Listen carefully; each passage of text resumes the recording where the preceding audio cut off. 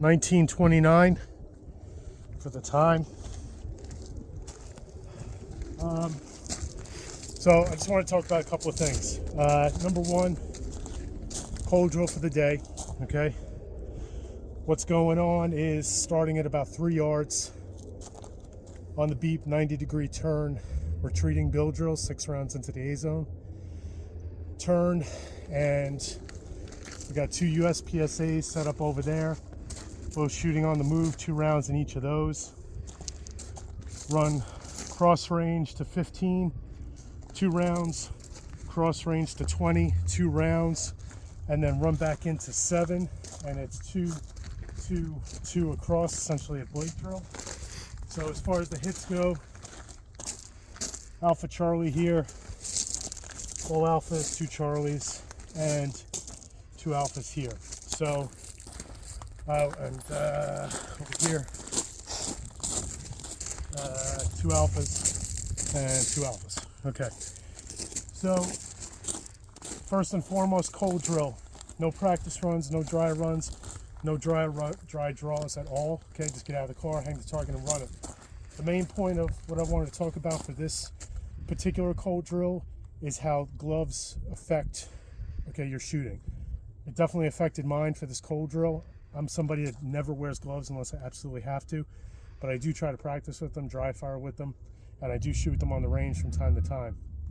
A couple of things to consider when it's cold out, okay?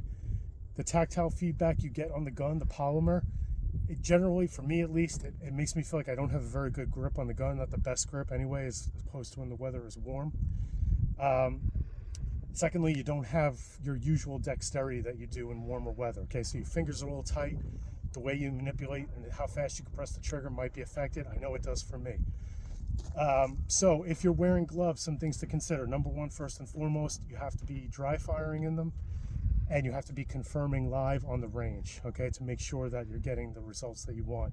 Some things to pay attention to are with the types of gloves you wear. Now, these are the pig gloves. These are about as thin as they get for shooting, okay? They're, you got a lot of dexterity with these, but they still feel pretty thick on the gun. So some things to consider is, number one, getting the gun out, clearing your garment, okay, if you're able to do that as fast as you normally can.